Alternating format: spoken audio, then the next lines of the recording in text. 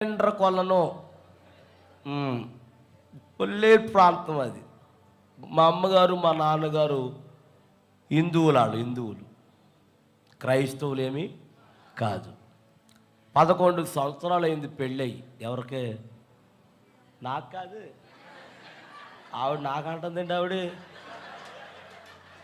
స్తోత్రం చెప్పండి గట్టిగా. ఎవరికమ్మా? అమ్మగారికి నాన్నగారికి పెళ్ళయి 11 సంవత్సరాలు అవుతే అక్కడికి ఎక్కడికి మొత్తం ఎన్ని గుళ్ళు ఉన్నాయో అమ్మా అన్ని గుళ్ళు తిరిగేసారండి.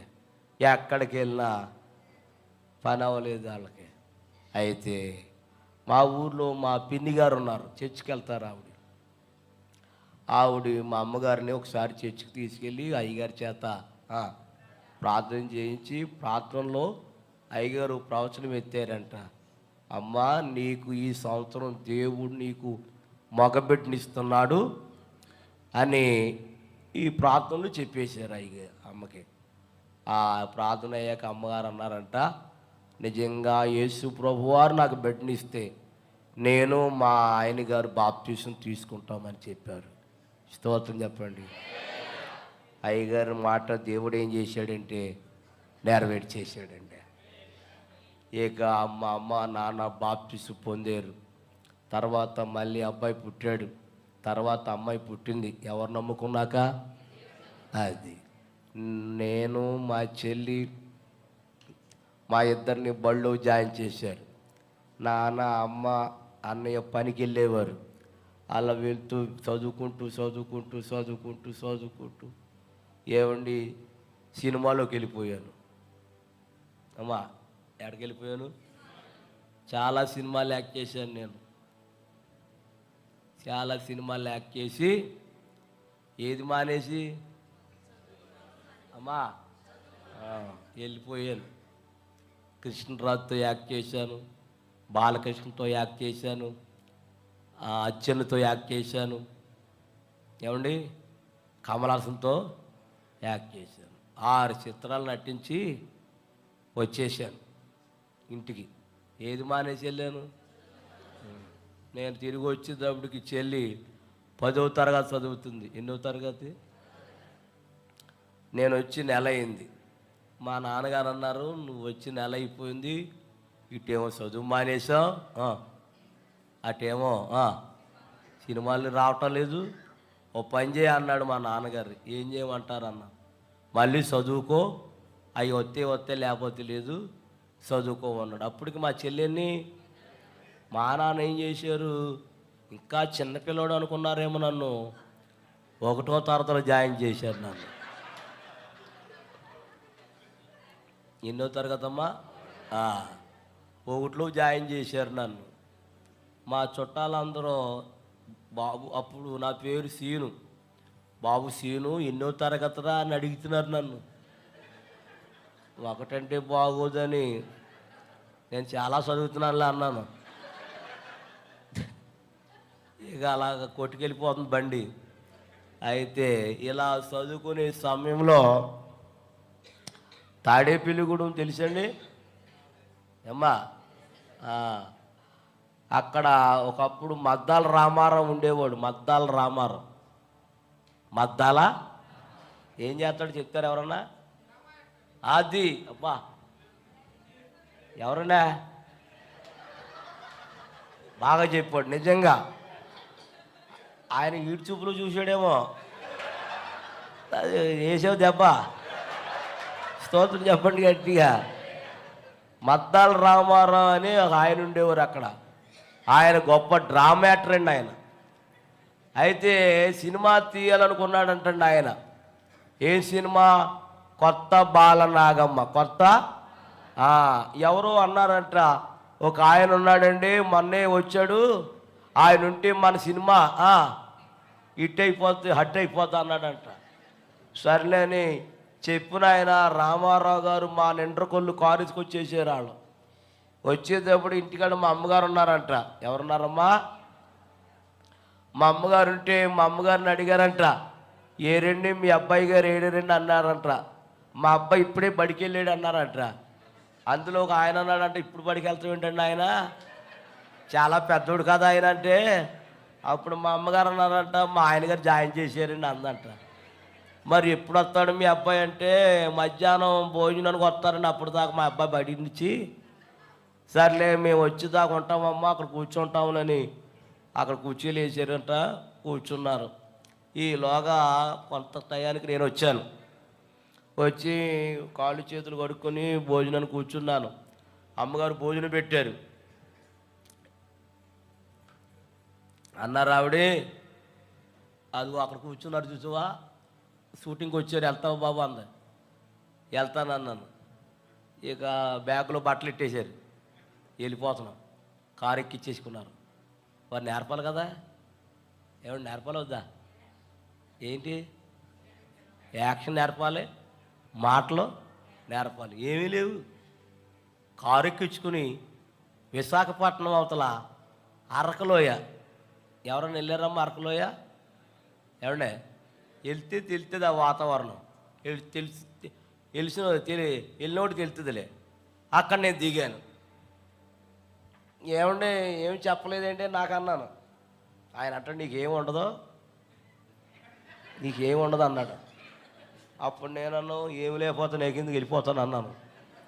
కంగారు పడకాయ చెప్తా ఉన్నాను. సినిమా పేరేంటి? కొత్త బాల. మరి నా పాత్ర ఏంటి, మీ పాత్ర ఏంటి అన్నాను. రామారావు గారేమో మాయిలు పకీరంట. ఏం పకీరు? మరి నేనేం పకీరుని అన్నాను. నువ్వేం పకీరు కాదు, నువ్వు పిల్లదయ్యాను అన్నాడు నన్ను. ఏదేమంట? మరి ఏం చేయాలన్నాను. నువ్వేమి చేయక్కర్లేదు, నేను ఓం రీం అంటాను, అప్పుడు నువ్వు పొగేతం ఉండాలన్నాడు.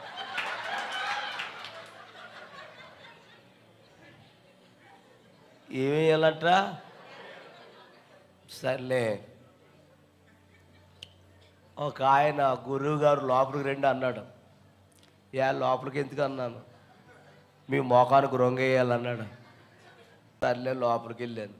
అసలే ఎరుపు కదా మొహం, ఎంత రాసినా ఆ నలుపు తారు డబ్బా కన్నా ఏనమైపోయింది మొహం. నల్ల విక్కెట్టాడు, నల్ల గౌనేసాడు. బాబు ఒకసారి అర్థం ఇస్తావా అన్నాను.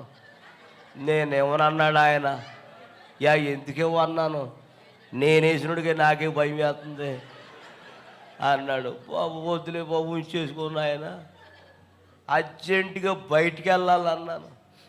ఇలాగే డ్రెస్తో బయటికి వెళ్తూ ఉంటే బయట 2 కుక్కలు రెడీగా ఉన్నాయి అక్కడ. అయ్యి బాబు ఇక్కడున్నాయి ఏంటి అని మళ్ళీ పరిగెత్తుకొచ్చేసాను. ఆయన అక్కడే ఉన్నాడు. ఏంటి ఇలాగెళ్ళి ఇలాగ వచ్చేసావు అన్నాడు. పని అయిపోయింది బాబు అన్నాను. మొంత ఇచ్చాడు, మొంత అందులో నిప్పులు ఉన్నాయి. యాపరని ఇచ్చాడు, సాంబారని ఇచ్చాడు. ట్రైనింగ్ లేదు, ఏమీ లేదు. నాకంటే భయంకరంగా ఉన్నాడు ఆయన. ఎవరో మాయిల్ పకీరు. ట్రైనింగ్ లేదు, ఏమీ లేదు. ఏమండి భయం వేస్తుంది అన్నాను. ఏమవుతున్నాను, వేసే అంటున్నాడు. ఏంటి వేసేది? మొదలెట్టాడు. ఓం రీం అంటున్నాడు. ఏమేయాలి? ఒకే శాతం ఉంటే నాకు చెప్పాలి కదా. ఏంటది?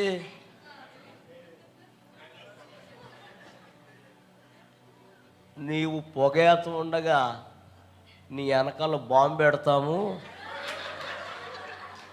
అని చెప్పాలి. ఎప్పుడు చెప్పాలి అమ్మా? ముందు చెప్పాలి. ఆడు చెప్పా పెట్టకుండా ఎప్పుడు వచ్చేసాడు. ఇంతలా ఉందంట ప్లాస్టిక్ బాంబు. అది తీసుకొచ్చి ఇందులో పెట్టాడు. ముందు చెప్తే భయపడపోను. బాబు నువ్వు పొగేత ఉండగా నీ వెనకాల ఎడతాం ఇది అని ముందు చెప్పాలి. చెప్పా పెట్టకుండా ఎప్పుడు వచ్చేసాడు. దౌడు పేలిపోయింది అప్పటికి.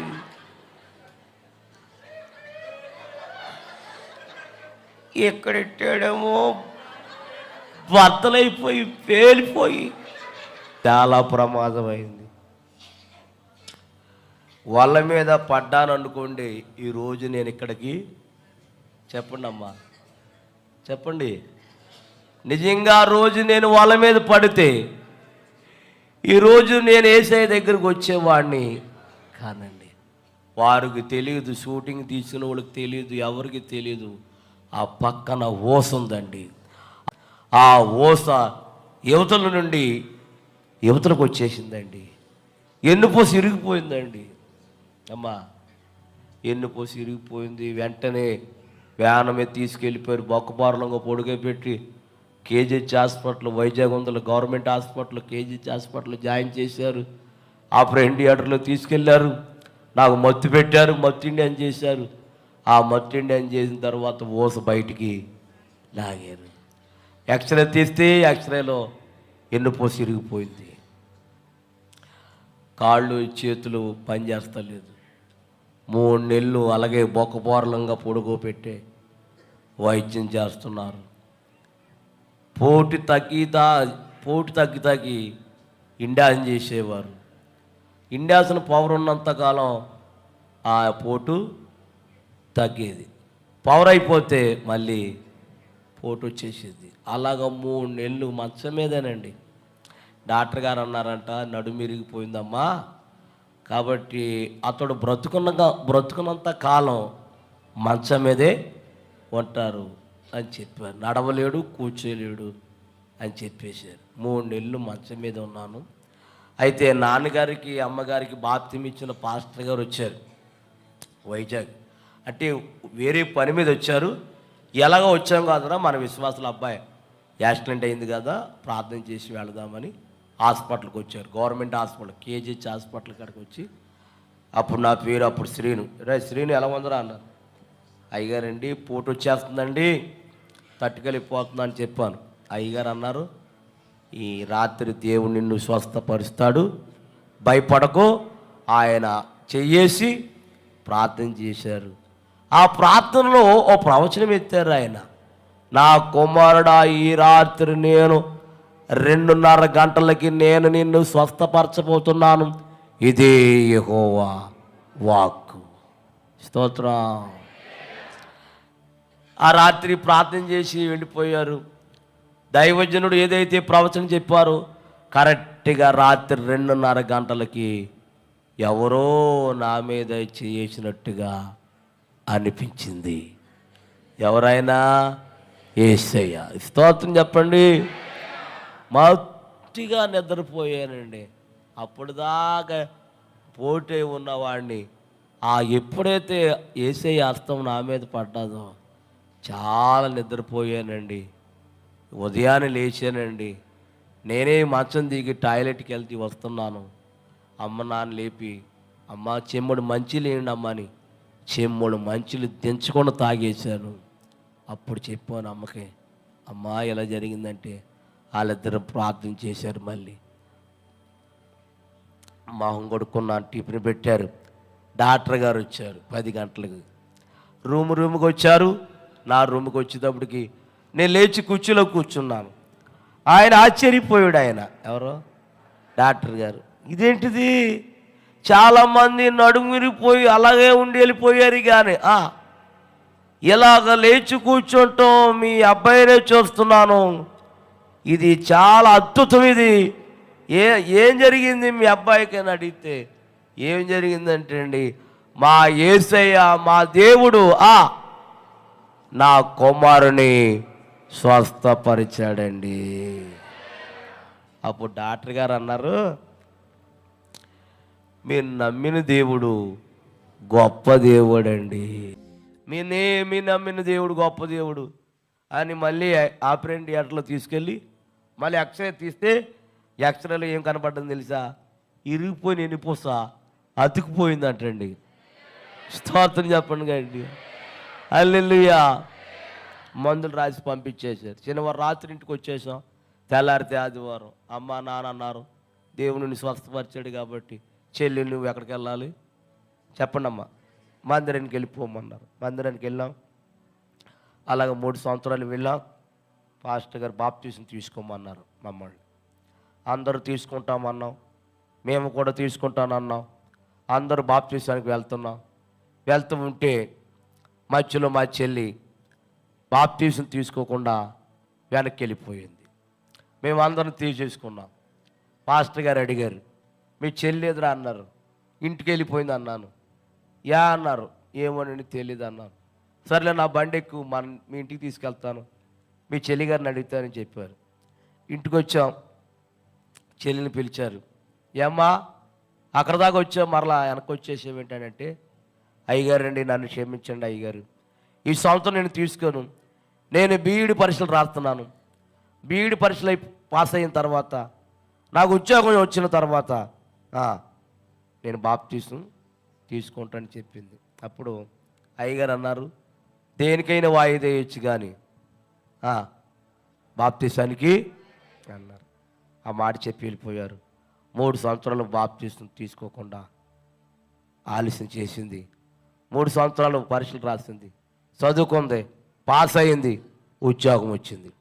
ఇక్కడే ఏలూరులో దగ్గర శనివారపేట తెలుసు మీకు ఏమండి, బోర్డు స్కూల్ ఉంది అక్కడికి ఉద్యోగం వచ్చింది మా చెల్లికి, టీచర్ ఉద్యోగం. ఇప్పుడు ఉద్యోగం వచ్చాక ఏం తీసుకోవాలి? ఆదివారం సాక్ష్యం చెప్తే వచ్చింది, నా ప్రభు నాకు ఉద్యోగం ఇచ్చారు, రేపు సోమవారం ఉద్యోగానికి జాయిన్ అవడానికి వెళ్తున్నాను, వచ్చే ఆదివారం బాప్తీసం అని ఆదివారం సాక్ష్యం చెప్పిందండి. సోమవారం తన పనులన్నీ ముగించుకొని రెడీ అయ్యి ప్రార్థన చేయించుకొని ఏలూరు బస్సు ఎక్కి ఏలూరు వెళ్తుంది. చిన్న వంతెన ఉంది, ఇప్పుడు కూడా ఉంది అక్కడ. ఆశ్రయం దాటిన తర్వాత అక్కడ కాయలు అయ్యి అమ్ముతారు అక్కడ. ఏమండి ఆ చిన్న వంతున కాడకు వచ్చింది బస్సు, ఏలూరు వెళ్ళే బస్సు. ఆ లారీ ఓడు పొద్దున్నే తాగేసాడంట. గుడి వెళ్ళే లారీ ఓడు ఏం చేశాడంటే అమాంతంగా గుద్దేశాడంటండి. గుద్దేసిన బస్సు ఆ యొక్క ఏలూరు కాలువలో పడిపోయింది. మొత్తం అందరూ ఆ బస్సులో ఉన్న వాళ్ళందరూ నీటిలో మునిగిపోయి అందులో ఎంతమంది ఉన్నారో అంతమంది చనిపోయారు, ఊపిరాడక చనిపోయారు. అందులో ఎవరున్నారు తెలుసా? చెప్పండి. మా చెల్లి ఉంది. ఉద్యోగం జాయిన్ అయిందా? చెప్పండి. జాయిన్ అయిందా? జాయిన్ అవ్వలేదు. జాయిన్ అవడానికి వెళ్తున్నామంటే ఏమైంది? చనిపోయింది. మొత్తం అందరూ చనిపోయారు. అప్పుడు సెల్ ఫోన్లు లేవు, టీవీలు లేవు, సరైన రోడ్లు కూడా లేవు. మనసుతో కవరు పెట్టారు, ఇదిగో మీ పాప బస్సులో నీటిలో మునిగిపోయి చనిపోయి, మీ పాపే కాదు చాలామంది చనిపోయారని మా నాన్నగారికి ఒక మగాయన వచ్చి చెప్పాడు. నేను మా నాన్నగారు, నేను మా అన్నయ్య గారు Eluru hospital, general hospital post mortem చేస్తున్నారు. అక్కడ వెళ్ళి మరి మా నాన్నగారికి ఎవరు తెలుసో తెలీదు, తెలీదు. మొత్తానికి మాట్లాడి మా చెల్లి శవాన్ని సాపలో చుట్టి బాడీ మాకు ఇచ్చారండి. మా నాన్నగారు తట్టుకోలేక అక్కడక్కడే కళ్ళు తిరిగి పడిపోయాడు ఆయన. నాకు ఆడపిల్లలంటే చాలా ఇష్టం. నాకు రాత్రి నేను ఎందుకు చెప్తున్నానంటే చెల్లి అంటే చాలా ఇష్టం అమ్మ. నాకు ఎంత ఇష్టం అంటే చెల్లి అంటే అంత ఇష్టం నాకు. శవాన్ని చూడగానే తట్టుకోలేకపోయాను నేను. మా నాన్న తట్టుకోలేకపోయాడు, మా అన్నయ్య తట్టుకోలేకపోయాడు. నీళ్లు జల్లి నాన్నకి ముఖం మీద లేపి ఆ చుట్టుపక్కల ఉన్న జనం అందరూ అన్నారు, బస్సు శవాన్ని తీసుకెళ్దాం, ఏదైనా కారు మీరు మాట్లాడుకొని శవం తీసుకెళ్తుంది కానీ బస్సు మట్టికి కారు మాట్లాడుకొని శవాన్ని కారులో ఎక్కించుకొని శవాన్ని ఇంటికి తీసుకెళ్తున్నాం. ఇంటికి వెళ్ళే లోపల ఇంటికాడ మా అమ్మగారు చనిపోయి ఉన్నారండి. జనం అందరూ చుట్టూ కమ్మేశారు. ఏంటి జనమని కారులో దిగి మేము తప్పించుకుని లోపలికి వెళ్తే లోపల మా అమ్మ చనిపోయిందండి. ప్లేట్ నిండా అన్నం కూర అలాగే ఉండిపోయింది. జనాన్ని అడిగాం, అమ్మా మా అమ్మ ఎందుకు చనిపోయిందమ్మా అని అడిగితే, మీ అమ్మ అన్నం తింటం చూసాం కానీ మరి ఈలోగా ఏం జరిగిందో గట్టిగా అరిసిందిరా. ఎందుకు అరిసిందో మేము వెళ్ళే లోపల చనిపోయిందిరా అన్నారు. ఎందుకు చనిపోయిందంటే ఒక ఆవిడ చెప్పింది, మీ అమ్మ అన్నం తింటం ఉంటే ఒక కుర్రడు వచ్చి మీ పాప బస్సులో నీటిలో మునిగిపోయి చనిపోయింది అన్నారు. వెంటనే గట్టిగా అరిసి అక్కడక్కడే గుండాగిపోయి చనిపోయిందంటండి. చెల్లిని అమ్మని పక్కన పడుకోబెట్టి బంధువులందరూ కవర్ చేసి, అందరు కవర్ చేస్తున్న మనిషితో మా నాన్న ఇంకా తట్టుకోలేకపోతున్నాడు, అన్నయ్య నేను ఇంకా తట్టుకోలేకపోతున్నాను. రాత్రి అంతా ప్రియులరా, సాయంత్రం అయిపోయింది, 7, 6, 5 అయిపోతుంది ఈ సంగతి జరిగి. 5:30 దాకా మా నాన్నగారిని మా దగ్గర ఉండి ఏడుతుంటే 5:30కి దాటిన తర్వాత మా నాన్న ఏం చేశాడంటే తట్టుకోలేక చేలోకి వెళ్ళిపోయి పురుగులు మందు తాగి చచ్చిపోయాడంటండి. చనిపోయాడని మాకు తెలియదు, ఉన్నాడు కాదా అని ఎక్కడో ఉంటాడో ఏడుతూ ఉంటాడని మేము బాధలో ఉంటే, ఈలోగా ఒక రైతు చేలోకి వెళ్ళి వస్తున్నాడంట ఇంటికి. దారిలో గట్టు మీద చనిపోయి ఉన్నాడంట మా నాన్న. అతడు భయపడిపోయి పరిగెత్తుకొచ్చి, ఒరే మీ నాన్న చేలో పురుగుల మందు తాగి గట్టు అడ్డంగా పడిపోయాడు అన్నాడు. మళ్ళీ మగోళ్ళు వెళ్ళి శవాన్ని తీసుకొచ్చారు చేలేసి మా నాన్న. తెల్లారితే బాగోదు అన్నారు పెద్దలు. సర్లేని రాత్రి చెల్లిని అమ్మని నాన్ని ఆ రాత్రి ఆ రోజు ఒక్క రోజులోనే ముగ్గురికి సమాధి చేసేసామండి. వాళ్ళు చనిపోయారు. నా బంధువులందరూ నన్ను ఏం చేశారంటే, అన్నం పెట్టారు, అన్నం తింటున్నాను. అన్నం తింటూ ఉంటే మగోళ్ళు వచ్చి కాగితాల మీద సంతకాలు ఎట్టమన్నారు. అప్పుడు మాకు పొలం ఉంది, ఆస్తి ఉంది. ఈ ఆస్తి అంతా, ఈ పొలం అంతా నా పేరున ఉంది. మా అమ్మోళ్ళు చెప్పలేదు నాకు, ఇదంతా నీ పేరున ఉంది నాన్న అని చెప్పలేదు నాకు. ఈ కాగితాలు ఎక్కడిట్టారో నాకు తెలీదు. సర్లే అని నేను అన్నం తింటూ ఉంటే అన్నం తినే లోపల వీళ్ళు వచ్చారు, రే దీంట్ల మీద సంతకాలు ఎట్టు అన్నారు. నేనేం చేశానండి, నేను ఏం అడగలేదు. పెట్టమన్నారంటే పెట్టేశాను. ఆ కాగితాలు అలా అడ్డిపోయారు. మరలా అన్నం తిందామని చేయి లోపల పెట్టాను. చేయి లోపల పెడితే ఆడోళ్ళు వచ్చి నా అన్నాన్ని లాగేశారు. వాళ్ళు అన్నం లాగేశారు. తప్పమ్మ అలా లాక్కూడదమ్మా అంటే, లేదు ఎంతకాలం నీకు అన్నం ఎందుకు పెట్టామో తెలుసా, ఈ ఆస్తి కోసం. ఇప్పుడు మా ఇంట్లో ఉండటానికి వీల్లేదన్నారు. నేను అన్నాను, నాకేం వద్దమ్మా, అస్సలు ఏం వద్దు నాకు. ఒకవేళ చనిపోతే సమాధి చేయండి, మీరు తప్ప నాకు ఎవరు లోకంలో ఎవరు లేరమ్మా అంటే, లేదు ఈ రాత్రి వెళ్ళిపోవాలన్నారు. నేను వెళ్ళన్నాను. ఎందుకు వెళ్ళవరని అమ్మా చక్క పట్టుకుని లాగేసి బయటికి గెంటేసి తలుపేసేసారు. రాత్రి అన్నం తిన్నవల. అప్పుడు చాలా ఆకలిగా ఉండేది. అప్పుడు ఆ రాత్రి 10 అయిపోయింది. ఎక్కడికి వెళ్ళాలో దారి తెలీదు. ఆకలి అయిపోతున్నావు, పక్కన కాళ్ళు చేతులు లాగేస్తున్నాయి. సర్లేని తట్టుకోలేక మా అమ్మని నాన్న చర్చికి తీసుకెళ్ళింది కదా, ఆ పిన్ని గారు అవుతారు నాకు. అక్కడికి వెళ్ళి తలుపు తట్టాను. ఏంటబ్బాయి అన్నీ తీసిన తలుపు, కొంచెం అన్నం ఉంటే పెడతావా అమ్మ అన్నాను. ఆవిడంది సర్లే పెడతా, నాకు బయట కూర్చొని లోపలికి వెళ్ళింది. లోపలికి వెడితే పెడతాకి కుండలో అన్నం లేదండి. ఓ పని చేస్తావురా అంది. ఏం చేయనమ్మా, అన్నం అయిపోయింది, నువ్వు తట్టుకోలేవు కాబట్టి ఓ ప్లేట్ ఇస్తాను, ఇంటింటికి వెళ్ళి అడుక్కోమందండి.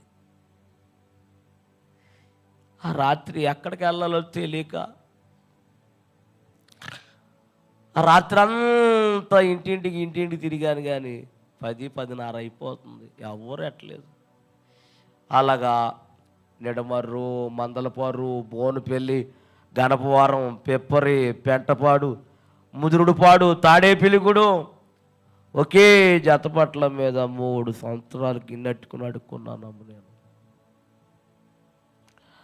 తాడేపిలిగూడెంలో బస్ స్టాండింగ్లో కాగితాలు వేసుకుని పడుకునేవాడిని, అక్కడే ఉంటూ అక్కడే అడుక్కుంటూ ఉండేవాడిని. ఒక రాత్రి అడుక్కుంటానికి తాడేపిలిగూడెం అంతా తిరిగాను, కానీ ఎవ్వరూ అన్నం పెట్టలేదండి. ఆకలి అయిపోతుంది, చిన్న వయసు, బాగా విపరీతమైన ఆకలి. సర్లేని పోలీస్ స్టేషన్, తాడేపిలిగూడెంలో పోలీస్ స్టేషన్ ఎదురుకుండా వాటలు ఉంటుంది, ఉడిపి వాటలో ఏదో, అయ్యా అక్కడ ఆ వాటలకి వెళ్ళాను. ఆ రాత్రికి వాండర్ గారికి నమస్కారం చేసి, అయ్యా కొంచెం అన్నం ఉంటే పెట్టండి అయ్యా అన్నాను. అప్పట్లో 5 రూపాయలంట భోజనం, కావలసినంత పెడతాం, 5 రూపాయలు ఇమ్మన్నారు. అయ్యా నా దగ్గర లేవయ్యా అన్నాను. లేకపోతే పెట్టనన్నారు. అది కాదయ్యా నేను అడుక్కున్నవాడిని అన్నాను. ఎవరమైనా సరే 5 రూపాయలు కావలసిన అన్నం పెడతా అన్నారు. లేవన్నాను. లేకపోతే పెట్టనన్నారు. సరేలే బయటకు వచ్చేసాను.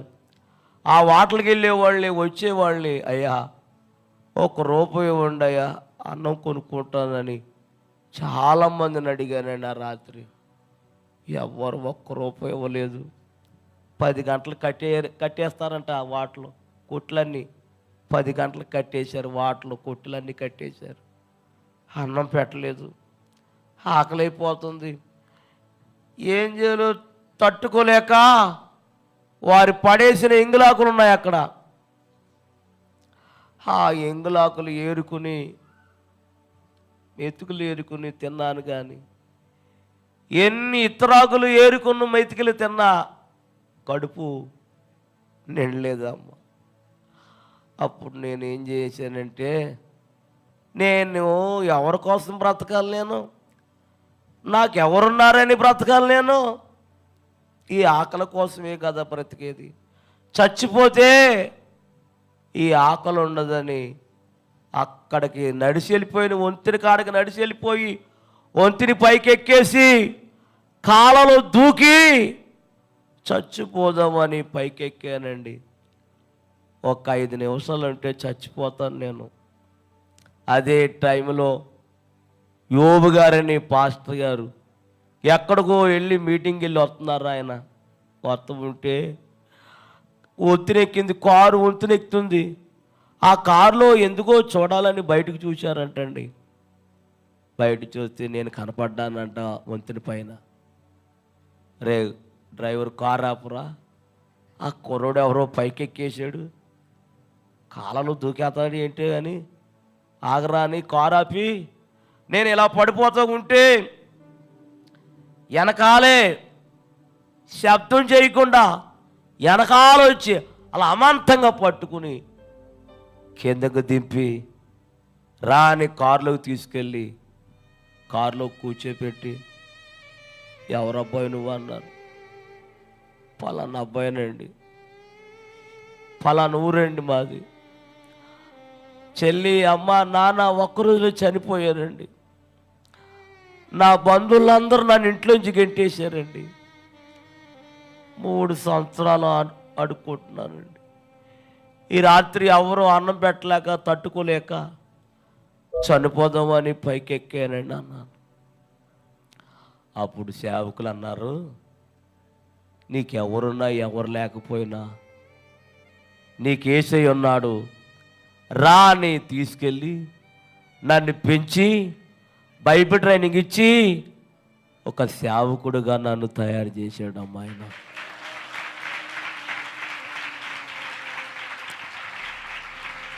చాలు అమ్మా. దేవుడు యేసయ్య తన సేవకుడు రూపంలో వచ్చాడమ్మ నా దగ్గరికి. యోబు గారి దగ్గర ఉన్నాను కొంతకాలం.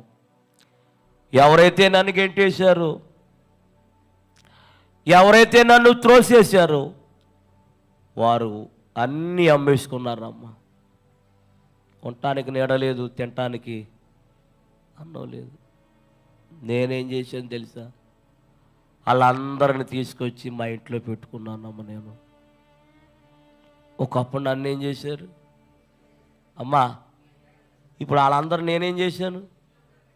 చేర్చుకున్నాను. ఎవరిని బట్టి? యేసయ్యని బట్టి. ఇప్పుడు నేను అనుకుంటూ ఉంటాను, అమ్ముంటే ఎంత బాగుండు, నాన్నుంటే ఎంత బాగుండు, చెల్లుంటే ఎంత బాగుండు అంటూ ఉంటుకుంటాను. కానీ లేరు తల్లి. అమ్మా, ఒక్క మాట మిమ్మల్ని అడగాలనుకుంటున్నాను, అడగనా వద్దా? అమ్మా, పురుషులు, యవ్వనస్తులు, స్త్రీలు, నా మాట ఏంటంటే, మరి అబద్ధం ఆడకూడదు. మీరు ఇంకా మీలో ఎంతమంది బాప్టిస్టు పొందలేదో చేయొచ్చండి ఒకసారి. ఇంకా నేను రక్షణ పొందలేదన్న వాళ్ళు ఈ పురుషులలో, స్త్రీలలో, యవనస్తుల్లో ఎంతమంది ఉన్నారు? చేయొత్తండి అమ్మా. ఒక్కసారి ఎవరైతే చేయొత్తారో ఒకసారి లేచి నిలబడండి. ప్రార్థన చేస్తాను నేను. ఎవరైతే నిలబడ్డారో ఇలాగ ఎదరికి రండి అమ్మా, ఇలాగ ఎదరికి రండి, బలిపీఠం కాడకు రండి, త్వరగా రండి. ప్రార్థన చేస్తాను నేను. ఎవరు కళ్ళు తెరవద్దు దయచేసి. ఓ మనిషి, యోచించవా నీ బ్రతుకు ఎలాగున్నదో.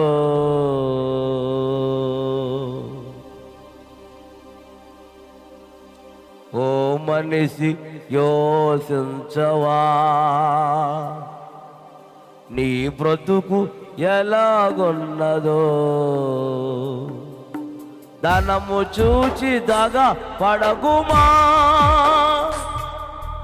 బలము చూచి భంగ పడకుమా. ధనము చూచి దగా పడకుమా, బలము చూచి భంగ పడకుమా. ఆ రోజు శ్రమ నుండి తప్పించి నాదుడు లేడు.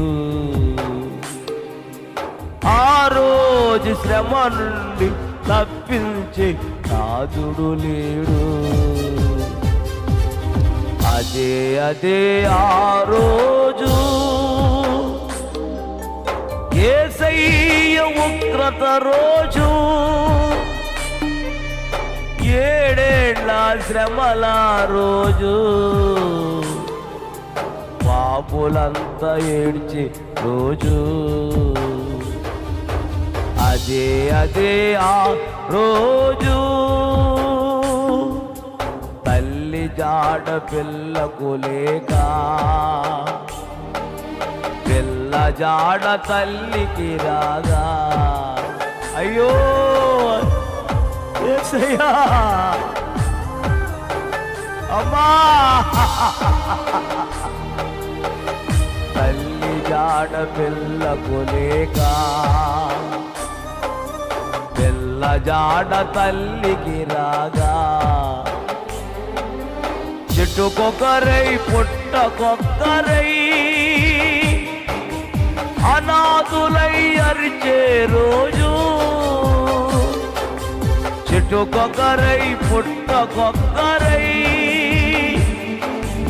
అనాథులై అరిచే రోజు. ఆ రోజు శ్రమ నుండి తప్పించి నాదుడు లేడు. ఆ రోజు శ్రమ నుండి తప్పించే నాదుడు లేడు. అదే అదే ఆ రోజు యేసయ్య ఉగ్రత రోజు. 7 ఏళ్ల శ్రమల రోజు, పాపులంతా ఏడ్చే రోజు. అదే అదే ఆ రోజు.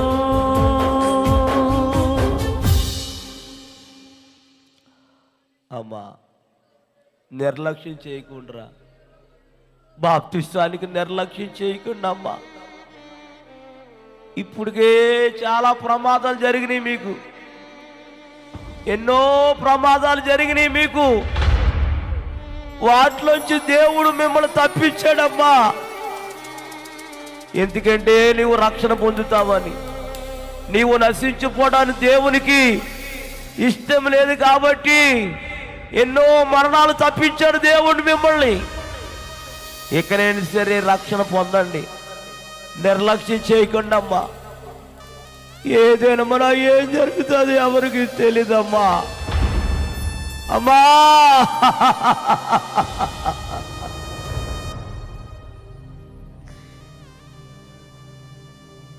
ప్రార్థన చేసుకోండి. ప్రేమాస్వరూపుడైన మా ప్రియ పరలోక తండ్రి, నీ పరిశుద్ధ పాదాలకు వందనాలు నాయన. ఈ రాత్రి ఈ స్థలానికి నన్ను తీసుకొచ్చా. ఎప్పుడు ఈ స్థలానికి రాలేదు నేను. ఈ స్థలంలో నిలబడి నన్ను మీరు వాడుకున్నారు. వాక్యం ద్వారా వాడుకున్నారు, సాక్ష్యం ద్వారా వాడుకున్నారు నాయన. వాక్యం విన్నారు, సాక్ష్యం విన్నారు. నీ బిడ్డలు కొంతమంది ఆకర్షించబడి బాప్టిజం తీసుకుంటానికి ముందుకు వచ్చారు నాయన. ఎవరైతే వచ్చారో నీకు తెలుసు, నువ్వు చూస్తున్నావు నాయన. బాప్టిజానికి తీసుకుంటున్న బిడ్డలందరినీ ఈ రాత్రి మీరు మాట్లాడండి, బలపరచండి నాయన. ఇంకా లేట్ చేయొద్దు నాయన, ఆలస్యం చేయకూడదు నాయన. ఆలస్యం చేస్తే ప్రమాదాలు జరుగుతున్నాయి నాయన. కాబట్టి రాత్రి నాయన ఆలస్యం చేయకుండా వెంటనే వారి రక్షణ పొందడానికి సిద్ధపరచండి. యేసు నామమున అడుగుతున్నాం తండ్రి, ఆమేన్. ఆమేన్. దేవుడు మిమ్మల్ని, మీ కుటుంబాలను దేవుడు మిమ్మల్ని దీవించి ఆశీర్వదించునుగాక. అందరికీ వందనాలండి. నా కొరకు, మా కుటుంబం కొరకు మీరు అందరూ ప్రార్థన చేయండి.